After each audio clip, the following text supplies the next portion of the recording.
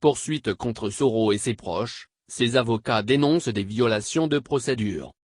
Le collectif des avocats de Guillaume Soro et ses proches était devant la presse le vendredi 3 janvier 2020 à Abidjan Cocody. Il a notamment dénoncé les violations des procédures à l'endroit de leurs clients.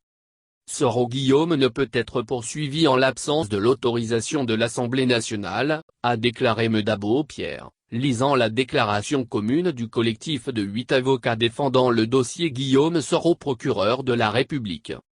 Le collectif relève que M. Soro bénéficie d'un statut d'ancien président d'institution, d'ancien Premier ministre et de député en exercice.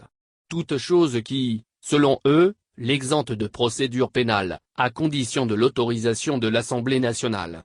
Ces poursuites se font en flagrante violation des droits constitutionnels de l'ex-président d'institution, a déclaré l'avocat. Ce sont des accusations évasives et infondées, a-t-il ajouté, évoquant les différents chefs d'accusation, trouble à l'ordre public, diffusion de fausses informations, atteinte à l'autorité de l'État, détournement de fonds publics. On assiste à une large campagne de diabolisation publique au mépris de la présomption d'innocence. On mène des perquisitions dans un climat de terreur et on commet un délit de proche, a encore noté le conférencier. Qui dénonce par ailleurs le fait que le conseil de M. Soro n'ait pas accès au dossier en instruction. Jusqu'à présent, nous n'avons pas accès au dossier malgré nos innombrables démarches, regrette-t-il.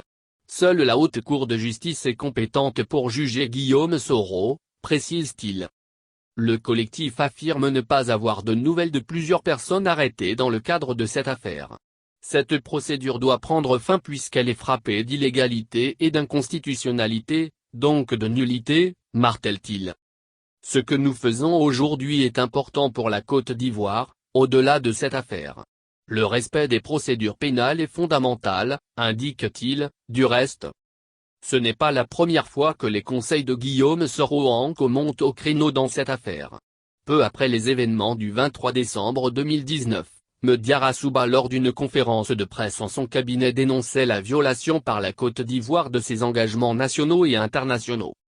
Par les présentes, il est dénoncé à la communauté nationale et internationale, les violations des droits de l'homme et des libertés fondamentales garanties par la Constitution de Côte d'Ivoire et des textes internationaux que celle-ci a pourtant ratifiés, avait-il objecté, invitant la communauté internationale à intervenir face au risque d'enlisement de la situation politique et sociale en Côte d'Ivoire.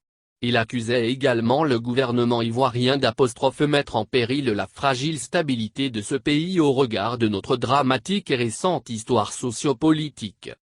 Notre pays a besoin de l'attention et de la solidarité de la communauté internationale.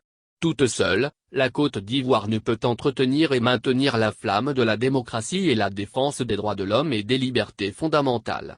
Les Ivoiriens ne veulent que la paix et la stabilité de leur pays, avait alerté l'homme de droit.